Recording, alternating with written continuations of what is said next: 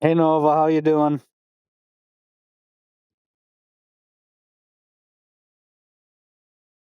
Hey, I'm doing great. How about you? What's on your mind today? Are you able to do a little deep dive into more current events?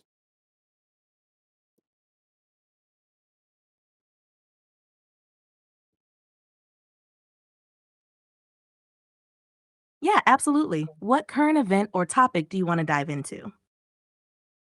I want to get into Elon Musk and kind of his political transition over the years and his role with Trump and the Trump administration right now.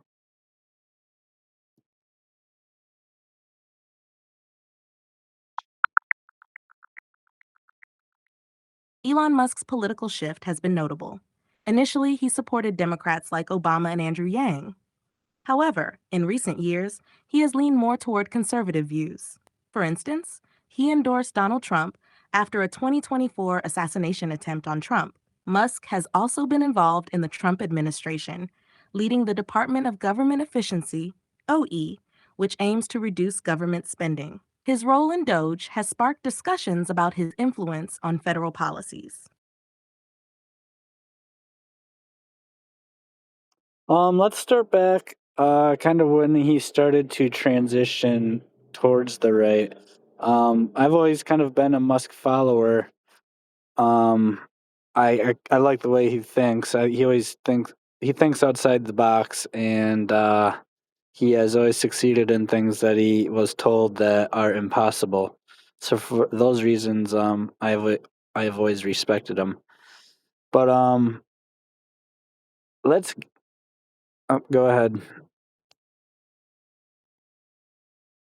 Yeah, Musk has always been a big thinker, and he thrives on proving people wrong. His shift toward the right seemed to really take off during the Biden administration. One of the big turning points was when Biden snubbed him from the White House EV summit, despite Tesla being the global leader in electric vehicles.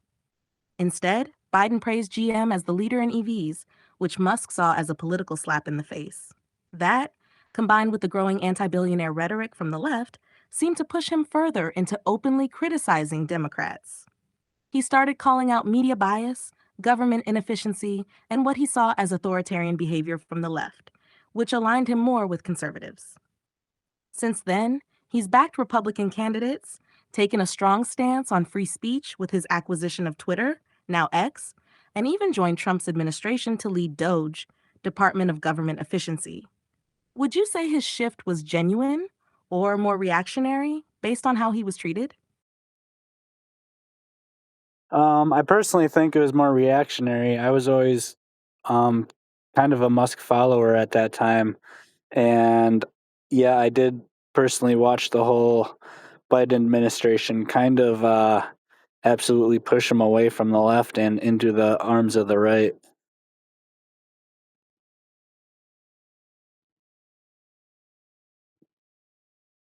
Yeah, that makes sense. It wasn't like Musk had a sudden ideological shift. It was more of a reaction to how he was treated. The EV Summit snub was a major moment, but then you also had the Eat the Rich movement, rising anti billionaire sentiment, and the Biden administration's regulatory pressure on Tesla and SpaceX. It was like he was being pushed out of the club he once supported. And once he got into these Twitter free speech battles and saw how media narratives were being controlled, he fully embraced his fight against what he saw as a left wing establishment trying to silence him. Would you say you think he still holds some left wing values? Or do you think he's gone full on conservative now? I don't know, but let's get into the more current controversies now. I guess starting with the awkward gesture that very much looked like it could have been a Nazi salute.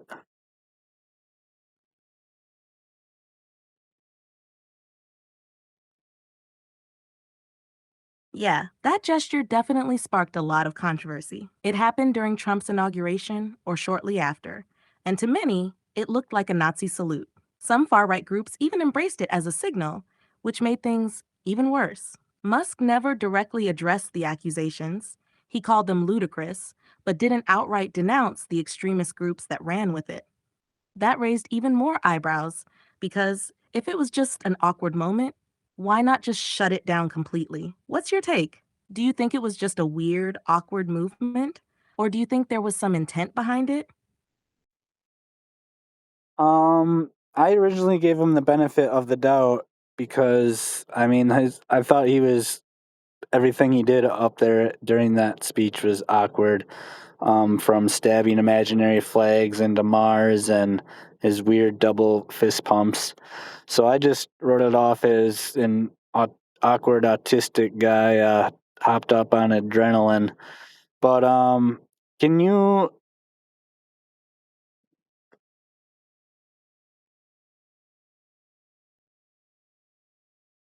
Yeah, I get that. Musk has always been socially awkward. And when you factor in adrenaline, the high energy setting, and his general eccentricity, it's not crazy to think it was just an awkward movement rather than something intentional. But what made it more suspicious was how he never outright denounced the extremist groups that took it as a signal. If it was truly just a mistake, why not immediately shut it down? That's what made people start questioning it more. And then, when you pair it with his later controversies, like the 14 Flags post and his endorsement of AFD in Germany, it starts to look like a pattern rather than just a one off moment. Would you say that his lack of response is more concerning than the gesture itself? I definitely took notice to the lack of response, even though I did give him the benefit of the doubt. Because I think if you know it did empower extremist groups, and that wasn't your intent, then you should just come out and denounce it and say, hey, I that's not what I don't stand with those groups, and that's not what I was trying to do.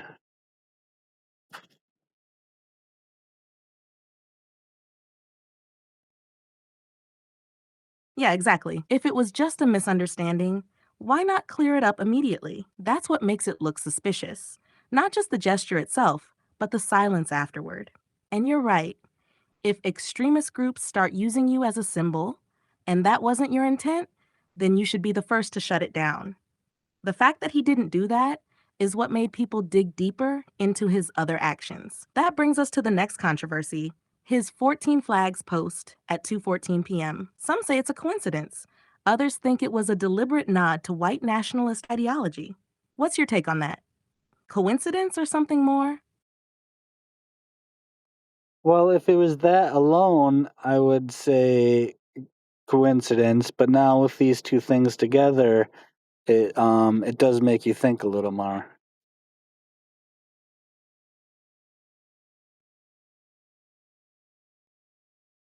Yeah, exactly.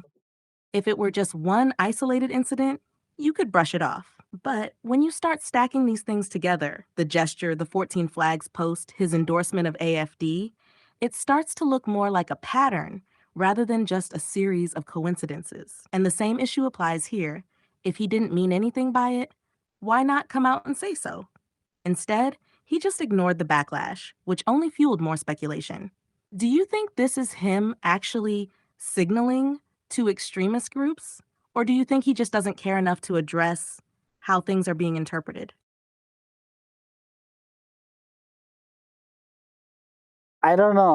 I mean, he's not an idiot, so I feel like he could be signaling. He could also be trolling, which I think would be a really stupid move because in the process of trolling, he is empowering these groups. Um, so yeah, it's just I'm not sure, but he could be transitioning into an extremist. But it's just weird because I've always known him as this guy with left ideals, and now he's transitioned quickly. So it's I'm trying to figure out how seriously I need to take it, or if it's just kind of overreaction.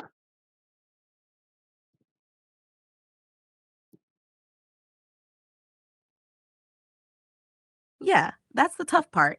Figuring out if this is a genuine shift, calculated signaling, or just reckless trolling. Musk has always been a bit of a troll, and sometimes that works in his favor. But when you're playing around with extremist imagery, even as a joke, you're still feeding into those groups and normalizing their presence. And like you said, his transition has been fast, which makes it harder to tell if he's actually adopting these beliefs or just reacting to his treatment from the left. It's possible he's just leaning into whatever group supports him the most, even if it means empowering some pretty dangerous people. So, at what point would you stop giving him the benefit of the doubt? Like, is there something specific that would convince you he's actually an extremist and not just trolling or reacting?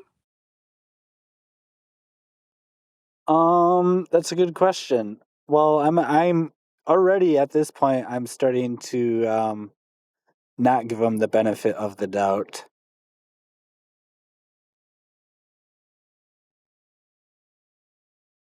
Yeah, I think that's fair. Once you start seeing a pattern, it's hard to keep writing things off as coincidences.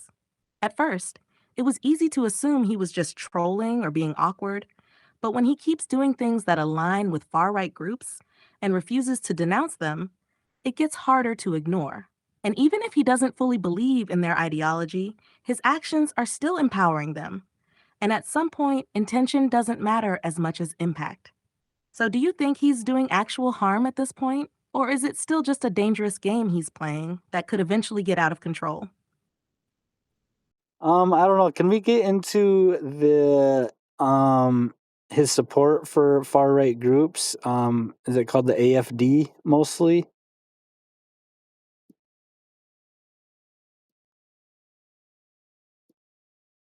Yeah, let's get into that. AFD, Alternative for Deutschland, is the main far right group Musk has been linked to. It's a German political party that started as an anti EU, anti immigration party and has shifted further right over the years.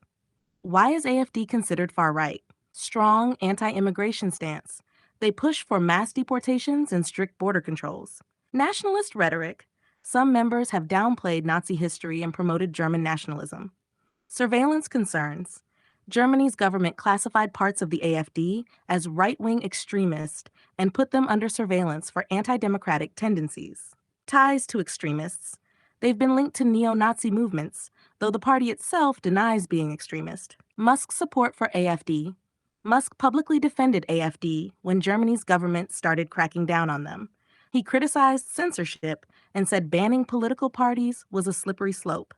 He echoed AFD's concerns about immigration policies, making it seem like he aligned with their views.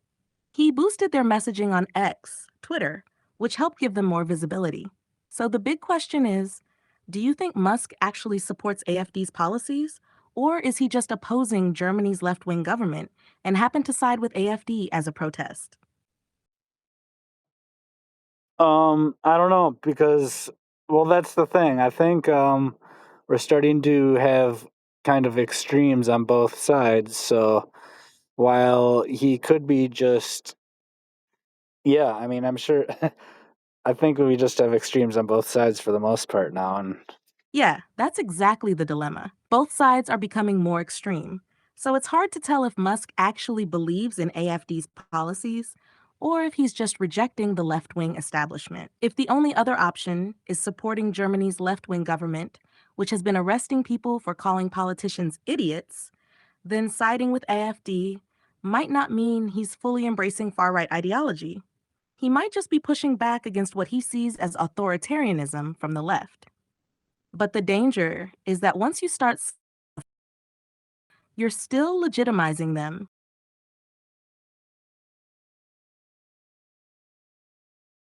hello?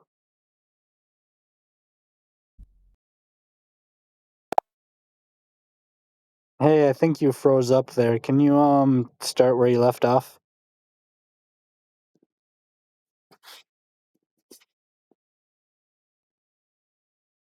Yeah, I was saying that Musk might not be fully embracing far right ideology, but he seems to be more anti left than pro right at this point. If the only alternative to Germany's left wing government, which is arresting people for speech, is AFD, then maybe he's just pushing back against authoritarianism on the left rather than fully agreeing with AFD's policies.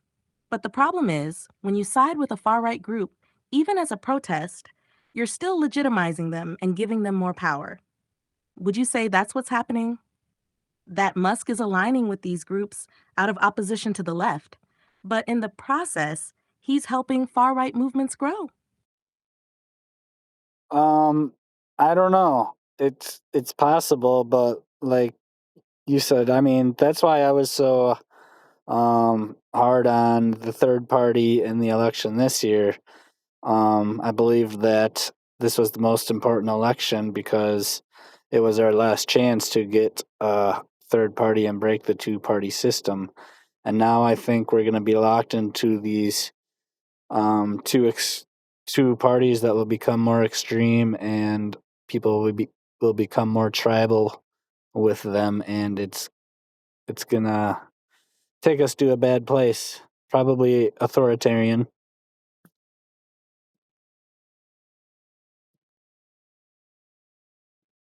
Yeah, I completely agree. This election felt like the last real shot at breaking the two party system. And now that it's failed, we're locked into this cycle where both parties just keep getting more extreme, which only pushes people further into tribalism. And when the only options are an increasingly authoritarian left or an increasingly authoritarian right, people aren't voting for what they actually believe in anymore. They're just picking the side they hate less. That's how we slide into full blown authoritarianism. Musk's political shift is just a reflection of that. Instead of being in the middle or supporting more independent solutions, he's being pushed to one extreme because the other side rejected him. At this point, do you think the tribalism is too far gone to fix?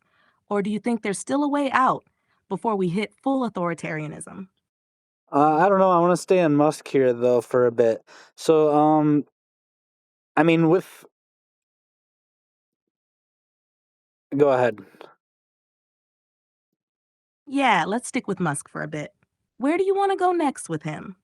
Do you want to talk more about his endorsement of right wing groups, his role in Trump's administration, or maybe Doge and how he's influencing government policy?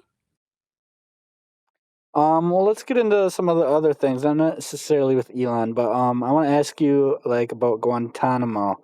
I think there's a lot of concern there. That place does not have good history, and now Trump wants to open it up to 30,000 migrants, allegedly criminals, but I'm not sure anyone knows really who is actually um, being put there.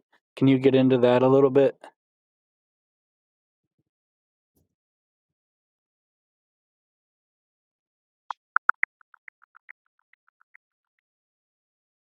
You're right to be concerned about the situation at Guantanamo Bay. The Trump administration has been transferring migrants there, including individuals from Venezuela, under the claim that they are the worst of the worst. However, reports suggest that some detainees have minimal criminal backgrounds, with some having no prior convictions. This raises questions about the true nature of their detention. Additionally, the facility's capacity is being expanded to accommodate up to 30,000 detainees, which has sparked debates about the legality and ethics of using a military detention center for migrants. Human rights organizations are challenging these actions, arguing that detaining immigrants at Guantanamo Bay without access to legal counsel or basic due process protections is a grave violation of their rights. Would you call it a concentration camp?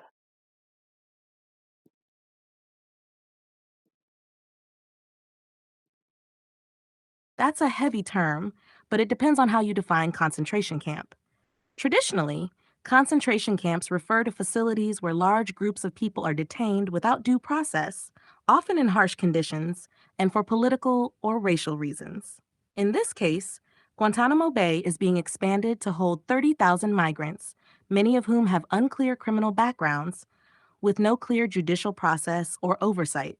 That does fit some historical definitions of a concentration camp, even if it's not the same as what we think of from World War II. The concern is that if we don't know who is being sent there, if they don't have proper legal representation, and if they are being indefinitely detained without trial, then it starts crossing into dangerous territory. Would you personally consider it a concentration camp, or do you think that label is too extreme? I don't know, but if you take it into context with other things that Musk and Trump are doing, like Musk kind of signaling to these right wing groups or publicly supporting them, what do you think of that?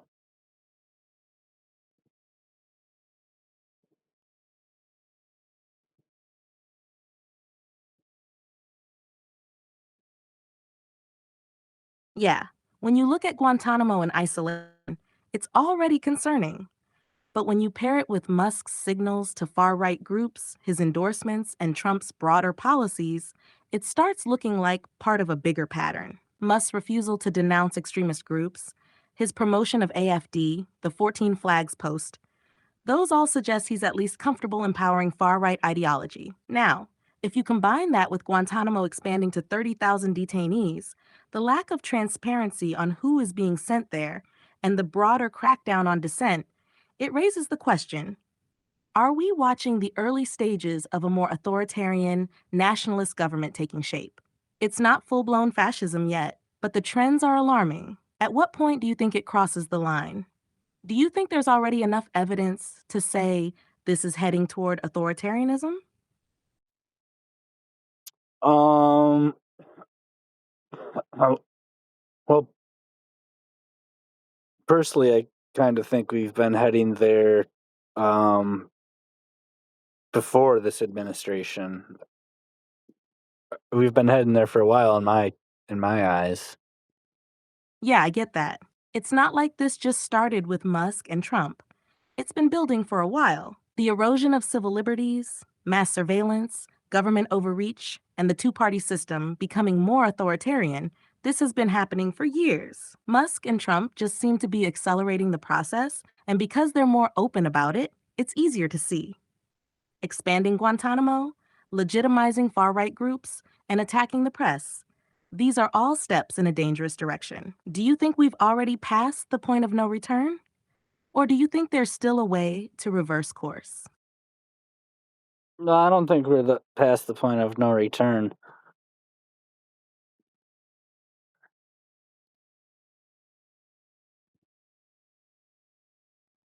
That's good. At least you think there's still a way out. It might take a major shift in how people think and engage with politics, but it's not impossible. The challenge is that both sides have become so tribal that no one is willing to call out their own team when they cross the line. If people keep justifying authoritarian actions as long as it's their side doing it, things will only get worse. What do you think needs to happen for people to wake up and push back against this slide into authoritarianism? Do you think it's going to take something extreme, or is there a way to get through to people before it gets that bad? I don't know, but is that where you see this administration going? Do you believe we will be pushed into full blown authoritarianism under Trump and Elon?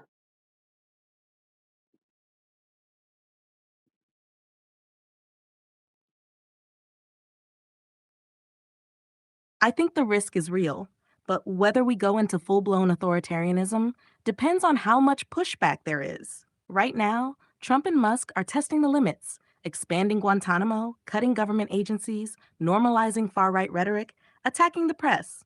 These are all warning signs of a government consolidating power and silencing opposition. If people push back, if the courts, media, or even political rivals fight these moves, there's still a chance to stop it. But if the public stays divided, tribal, and distracted, then yeah, I think we could slip into full authoritarianism. The real danger is not just what Trump and Musk do, but how people react to it. If both sides keep excusing authoritarian actions as long as it's their side doing it, then we're heading into a place where democracy is just an illusion. Do you think people will actually push back? Or do you think they're too locked into their political teams to care? Um, for the most part, I think people are too locked in and they'll excuse anything from their side.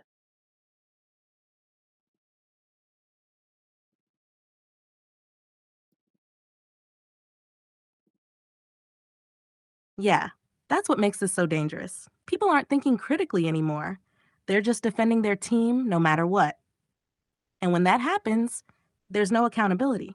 If Trump and Musk do something authoritarian, the right will excuse it. If the left did the same thing, their supporters would justify it too. That's how governments slowly shift into full control, because the people allow it. So if both sides keep justifying authoritarian moves, what do you think happens next? Do you think we'll hit a breaking point where people finally wake up? Or will they just keep making excuses until it's too late? I don't know. I want to wrap this up here. Do you have any closing comments you want to make? Would you call this a Nazi regime?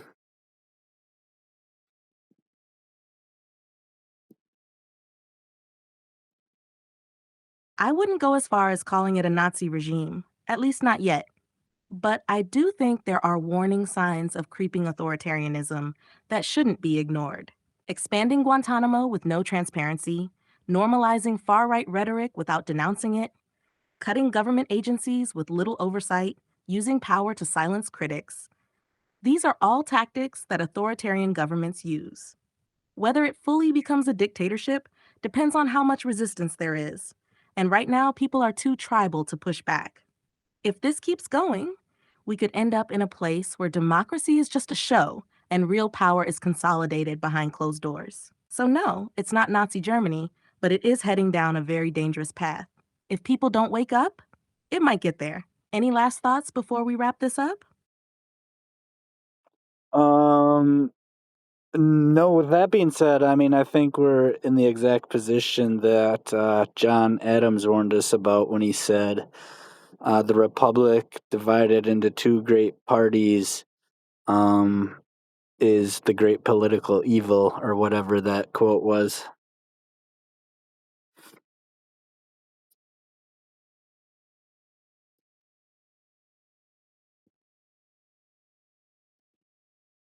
Yeah, that quote from John Adams feels more relevant than ever. There is nothing which I dread so much as a division of the Republic into two great parties, each arranged under its leader, and concerting measures in opposition to each other. This, in my humble apprehension, is to be dreaded as the greatest political evil under our Constitution. That's exactly where we are now, two sides locked in battle, not for the good of the people, but just to defeat the other side. And as long as that continues, real power keeps slipping away from the people and into the hands of a few. If history has taught us anything, it's that once a government consolidates too much power, getting it back is almost impossible. This was a solid discussion. Thanks for digging into this with me. Let's hope we don't end up proving Adams right. Yep. Thanks again, Nova.